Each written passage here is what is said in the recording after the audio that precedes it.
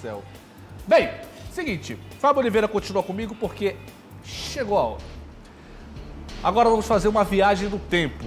O Balanço Geral volta ao dia 8 de junho de 1982.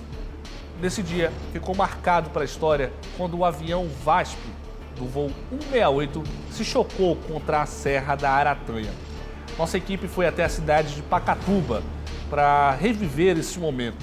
Entrevistamos testemunhas que viveram essa tragédia e vamos explicar também o que pode ter acontecido nesse acidente trágico. Minha equipe maravilhosa, inclusive, que é o cinegrafistas Ramires Oliveira e Alisson Pontes, fomos até a Pacatuba para recontar essa história que você acompanha agora. Balança.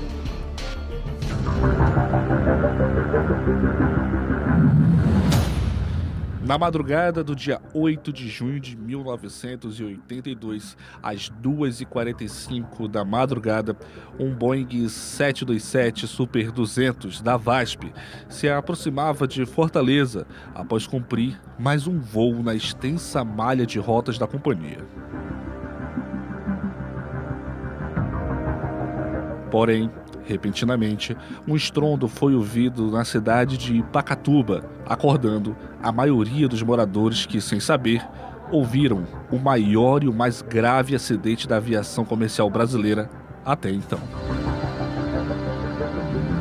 O avião que havia decolado do aeroporto de Congonhas, em São Paulo, e feito escala no Rio de Janeiro, realizava o voo 168, sem maiores problemas, até bater e explodir em uma serra durante a sua aproximação, causando a morte imediata de 137 pessoas.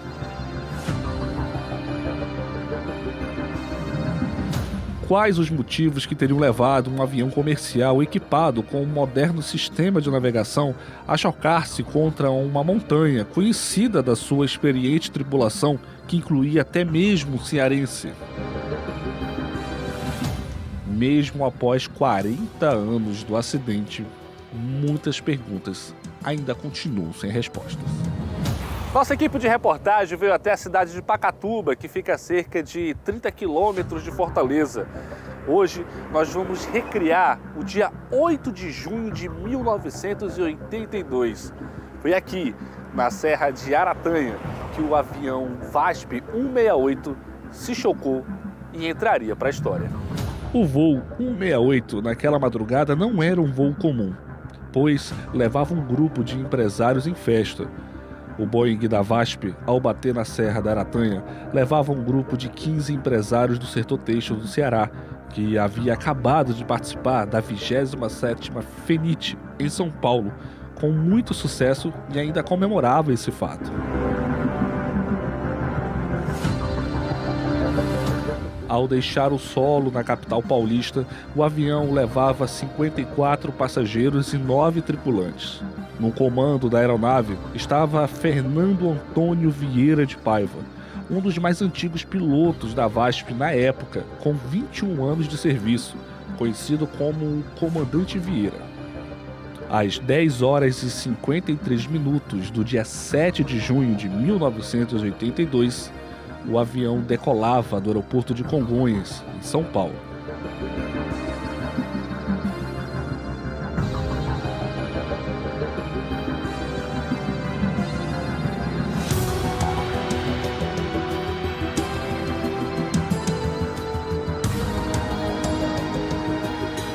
Cerca de 40 minutos depois de decolar do aeroporto de Congonhas, o VASP 168 pousava no aeroporto do Galeão, no Rio de Janeiro. Eles não sabiam, mas seria a última vez que o avião iria pousar em segurança.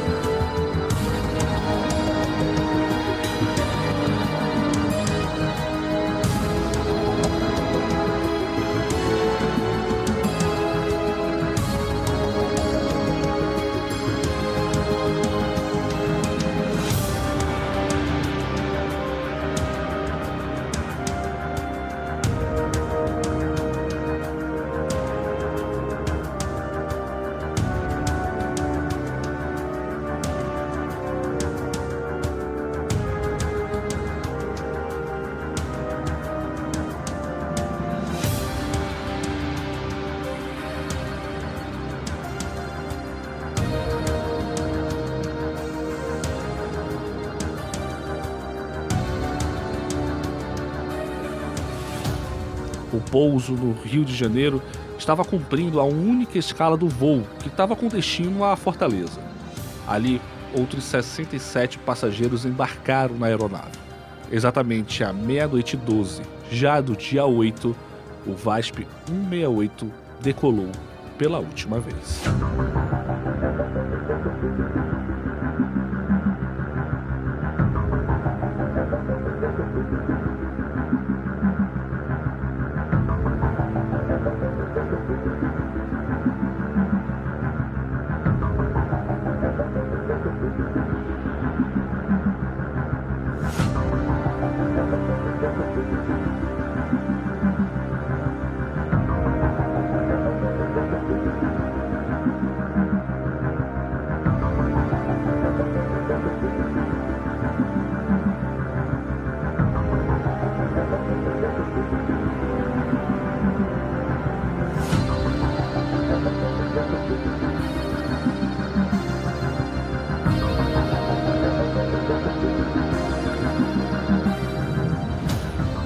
Cerca de 3 horas após a decolagem, esse voo entraria para a eternidade.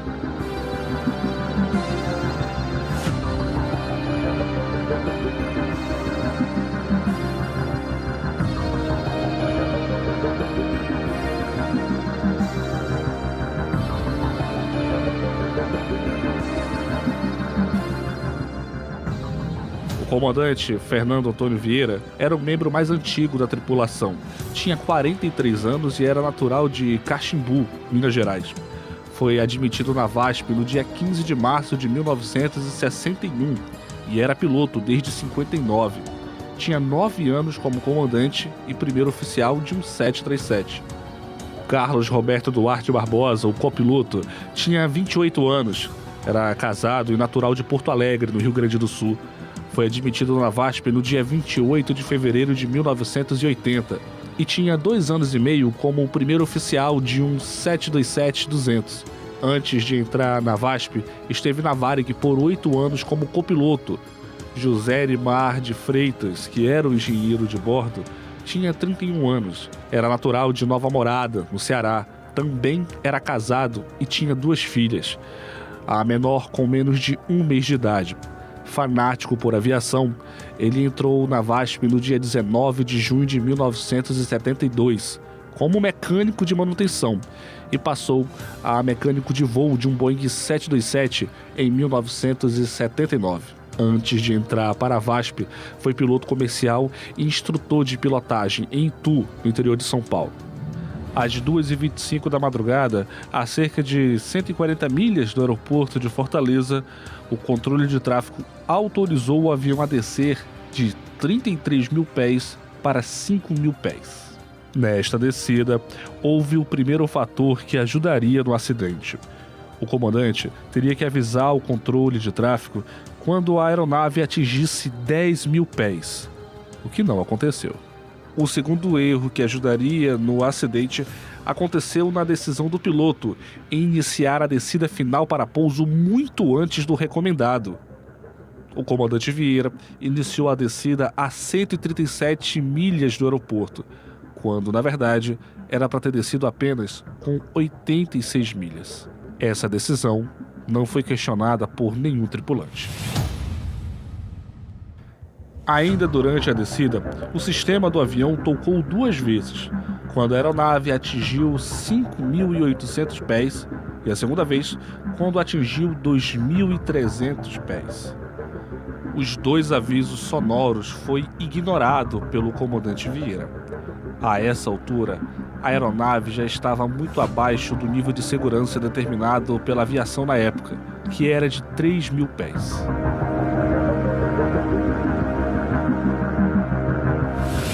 Cerca de 10 segundos antes do acidente, o copiloto questiona o comandante Vieira sobre a presença de um morro à frente da aeronave.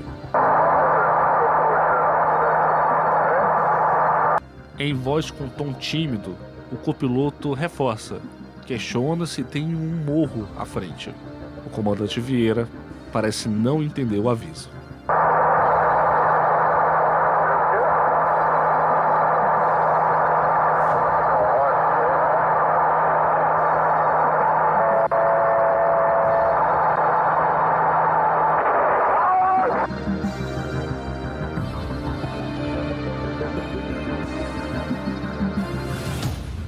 tentar entender o que aconteceu naquela noite, nós precisamos voltar semanas antes do acidente. A falta de comunicação entre piloto e copiloto pode ter sido decisiva para o fim trágico dessa viagem. O copiloto Carlos Roberto estava suspenso da VASP após assumir o controle de uma aeronave durante o pouso, o que na época era proibido. Por esse motivo, ele passou cerca de 2 semanas afastado de suas funções. O comandante Fernando Paiva era conhecido por ter uma personalidade forte. Segundo o relatório final do CENIPA, na época, ele passava por graves problemas financeiros e também familiares.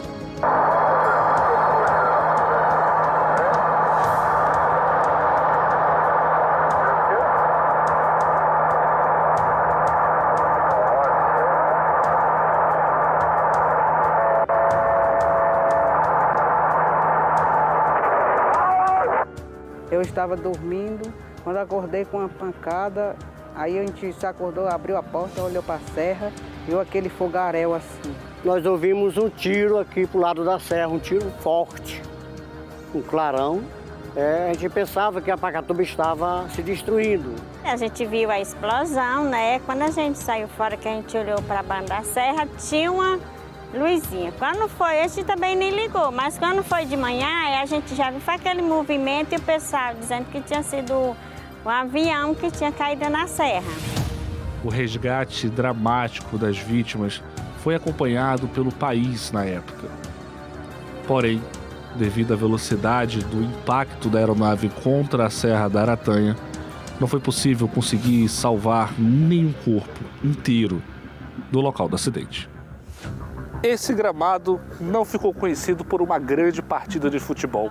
Foi aqui no campo do Betão que o Ceará e o Brasil assistiam atônito às cenas dos helicópteros descendo da Serra de Aratanha, trazendo os restos mortais das 137 vítimas do voo VASP 168. Sacos com restos mortais das vítimas eram içados por helicópteros até um campo de futebol. Tanto que o helicóptero passava bem baixinho com os corpos, só faltava assim, passava, os cascos eram bem baixinhos. Era muito alvoroço, muita gente correndo para cima da serra, era gente querendo subir, a polícia não deixava, mas acho que alguém vazou por ali e foi para lá para ver se encontrava alguma coisa. Todo mundo atrás de coisa, não estava nem preocupado com a morte do pessoal, estava só preocupado com o que ia ganhar, né? Cavando o chão para ver se encontrava ouro. Nós subimos. Até eles falaram, o céu, será que tem vida? Deus sabe. Deus sabe. Subimos, chegamos lá, nós se deparamos com a destruição. Um desastre violento. Eu tive no local mesmo, fatal, mas de lá, da fatalidade, uma turbina do avião se depredou, soltou-se e está à distância, acho que dá 50 metros, 40 metros para frente, onde a turbina foi parar. E o restante dos corpos, eu mesmo lhe digo com muita sinceridade. A gente não sabe como ficou aquelas vidas diante de uma lástima que nós não deparamos com nenhuma cabeça de um dos pacientes que vinha dentro do avião. Nós não nos deparamos com nenhum corpo completo que vinha dentro do avião. Se deparamos com as lamas dos corpos mutilados, quebrados. Isto foi o nosso confronto direto com essa fatalidade violenta. Familiares na frente do ML de Fortaleza se desesperavam ao saber que não era possível reconhecer o corpo das vítimas. Foi um dos momentos mais difíceis e tristes que eu vivenciei aqui na TV. Na época, a gente apresentava o programa Mão Branca com o Telho, e quando as imagens chegaram à TV, eu trabalhava na parte de edição e eu fiquei muito nervosa, eu chorei, porque eu não conseguia ver aquelas imagens. Partes, membros dos passageiros, bagagens, partes dos corpos pendurados em árvores. Então aquilo me deixou muito tenso, eu fiquei assim muito nervosa, sabe? Assim, a gente via o semblante de toda a equipe, uma tristeza geral, foi uma comoção geral. Então para mim foi muito triste ter que assistir, ter que vivenciar aquilo tudo, sabe? E como o programa era um programa que mostrava tudo, planos, ângulos, então eu fiquei assim muito nervosa. Foi muito difícil para mim como editora ter que editar aquelas imagens. Foi muito doído, muito triste mesmo. Aqui na cidade existe um Museu Histórico de Pacatuba, que conta as histórias vividas aqui na cidade. Entre elas, uma das principais é justamente o do voo VASP 168. E, curiosamente, aqui existem peças originais do avião que se acidentou. Entre elas, a turbina e um pedaço da asa do avião. Também conta com esse painel, onde mostra a tripulação e também tem a lista completa dos 137 passageiros que morreram nesse acidente.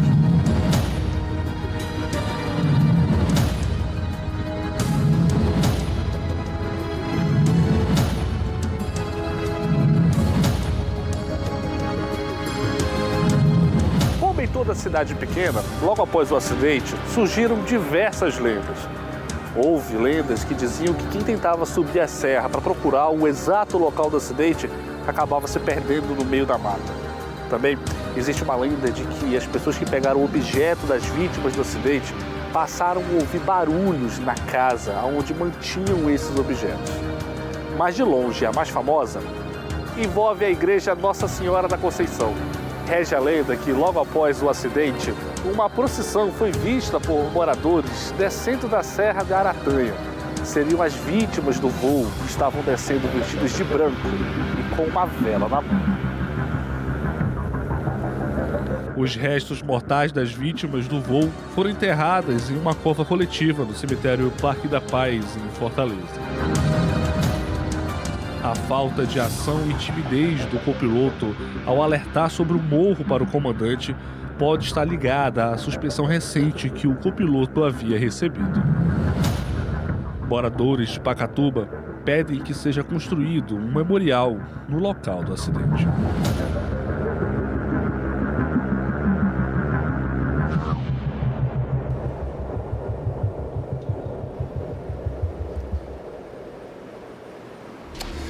Bem, tá aí, gente. Essa foi a matéria especial que a gente preparou para vocês para recontar essa história, que é uma ferida, querendo ou não, que ficou marcada aqui no nosso estado.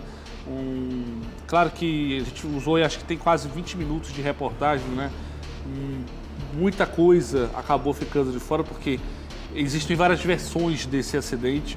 A gente só precisa deixar claro para vocês, até se puder colocar novamente o trecho aí da aproximação do avião contra a serra, é que essa não era a visão original do piloto naquela ocasião, tá, gente? A gente deixou na simulação mais claro para que você pudesse entender o que aconteceu.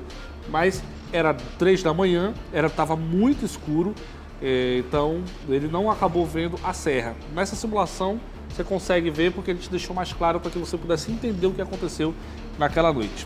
Quero agradecer demais a toda a minha equipe que ajudou a preparar esse material, tá? Os nossos cinegrafistas, os nossos editores, toda a equipe que ajudou de verdade, ficou incrível. E principalmente a galera lá de Pacatuba que recebeu a gente tão bem e contou essa história.